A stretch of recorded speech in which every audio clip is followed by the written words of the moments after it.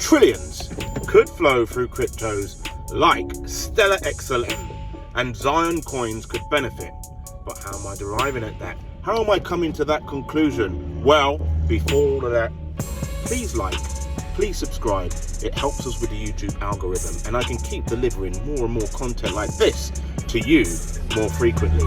Now, with that aside, let's get to the nuts and bolts of the whole interoperability debacle. And when I'm talking about interoperability, I'm not talking about interoperability with other blockchains. I'm talking about interoperability with other fiat currencies.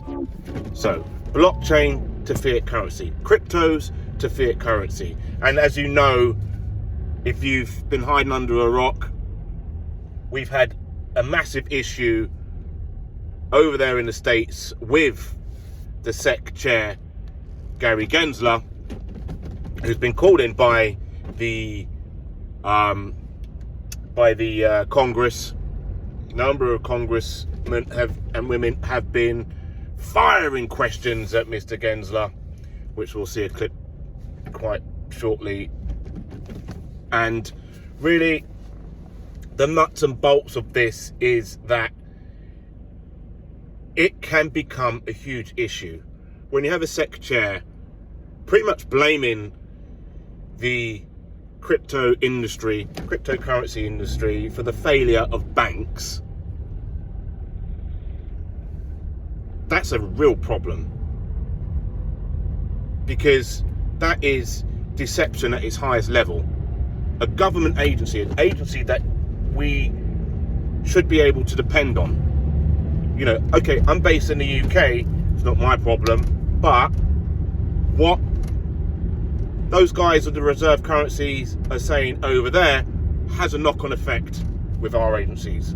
You can bet your bottom dollar for that. Now, it's not cryptos, let me just set this straight, it's not cryptos that has caused the failure of banks like Signature, Silicon Valley, Three Arrows. It's not. It's the fact that they trusted in government bonds, brought them at a really high stupid premium with low yields, and ultimately things have reversed. And yes, nobody's going to put deposits in the bank if they're not getting a return on their money, and they can't offer that product because the yields aren't high enough, and so they have to sell their yields, they have to sell their premiums to try and keep afloat, or to try and get back the capital for the depositors that want to withdraw. And it said that they only need to have fractional reserve. What does fractional reserve mean? A tenth. 1/10 of liquidity. 1/10 of funds available for those depositors. 1/10. You know, Ray Dalio may say it's even less. Who knows? I don't know. But that is likely the issue there. Moving forward with this issue with Gary Gensler. Furthermore, let's just watch a couple of clips and see exactly what's happened here. Nathan, over to you. Framework, and are specifically to the digital asset industry so the crypto market can come into compliance. It's our rule books that are on the books for years, so we have not finalized any new rule specifically with regard to crypto. We've proposed some things in best execution. We've also... Sir, reclaiming my time, the answer is 0.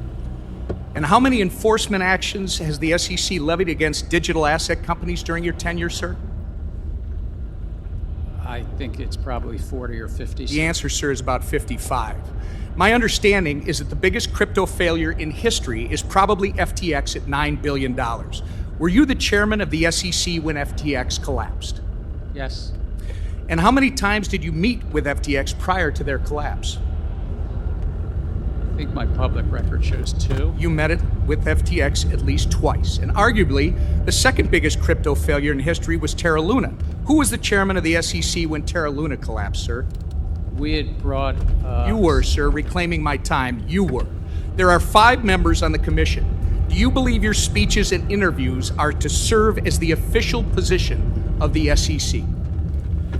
I can only speak for myself when I'm speaking. Again, sir, in a statement on the SEC website, you are quoted saying, "The Kraken staking as a service enforcement action should make clear to the marketplace that staking as a service providers must register."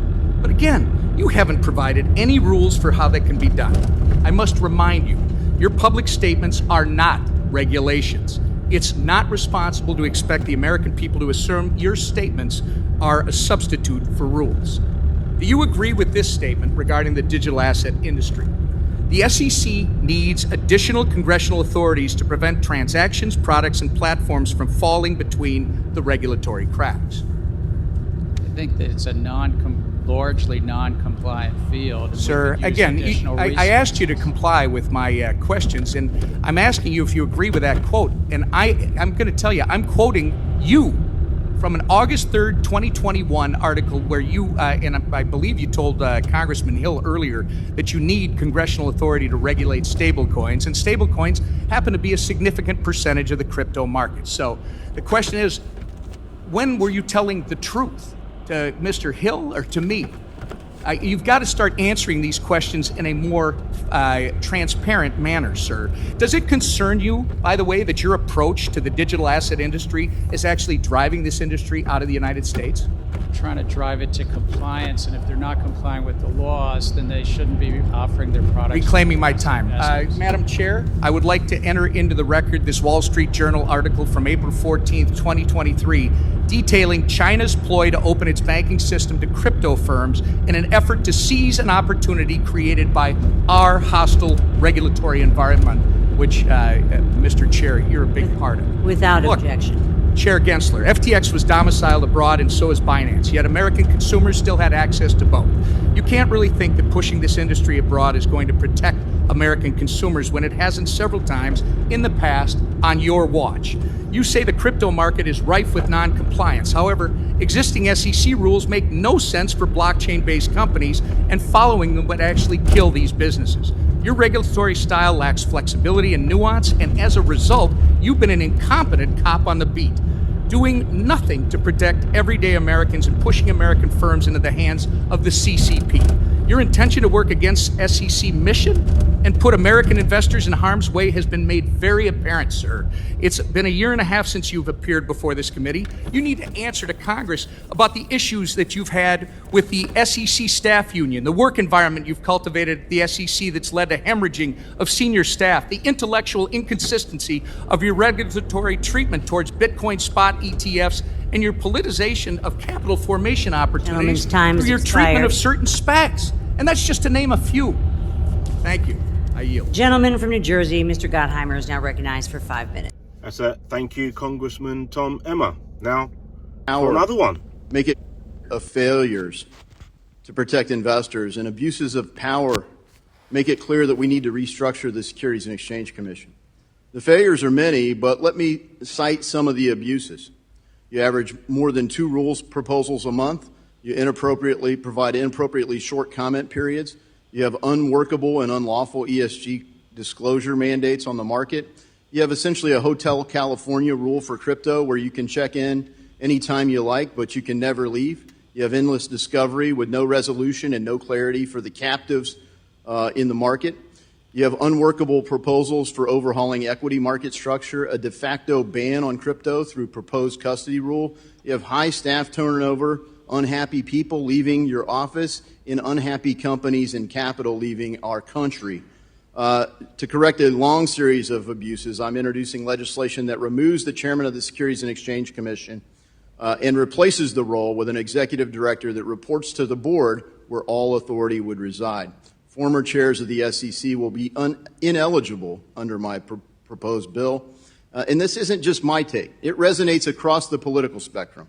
The American people want democratic access to capital, retail investor participation. You can't just exclude retail investors from markets and claim it's for their own good. Our markets need to function and flourish, and I yield. Hear, hear. reform, reform, reform.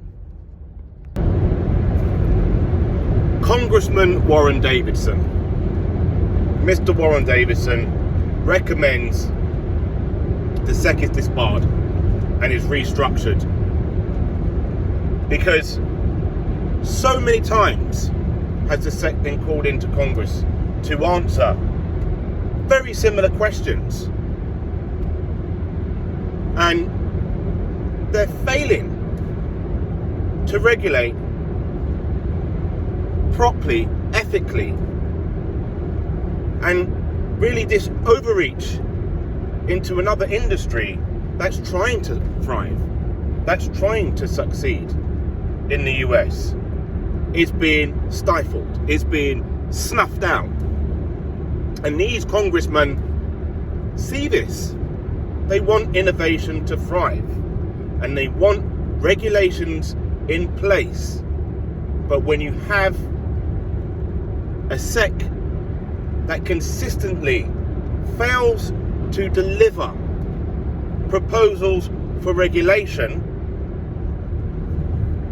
fair, ethical proposals for regulation, then this can't be done.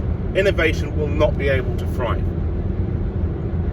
It is clear the SEC is being so inconsistent, they won't even hand over documents. And that, to me, whiffs of something worse than unethical behaviour. I think all the research that has been done, this failure of fiat interoperability with cryptos, is because of regulators like the SEC. It's fair to point the finger solely at the SEC at this point, with all the evidence that has been presented. And I think a new SEC has to come to light for innovation to thrive in the US. Otherwise, it goes ashore. Now, this really will impact all of our ways of lives in the Western Hemisphere. And at this point, it's inevitable that a new reserve currency is emerging from the BRICS nations. Whether this transpires in a few years, in a decade or two, is irrelevant. It's on its way. If something isn't done now, we'll be looking at a new reserve currency. And it's clear from the evidence that's been presented, cryptos will interoperate with these currencies. And so we really have to consider what researchers are doing. So at this point, I have to say a lot of time and energy has come from YouTubers like the Digital Asset Investor, whose main interest is XRP. And Stellar and XRP are inextricably linked, because ultimately XLM is a type of fork from XRP. The founder of XLM, Jed, was a founder member of XRP, or Ripple, shall I say. And it was only until there was conflict in that house that Stellar was born. By the by, it's clear interoperability with fiat currencies is required to exchange value cross-border. And without the US being on board in this new technology, trillions will be lost. I'm Nathan, aka Nathan of Zion. Smash the Zion coin up there, like and subscribe. See you in the next one. And stay informed.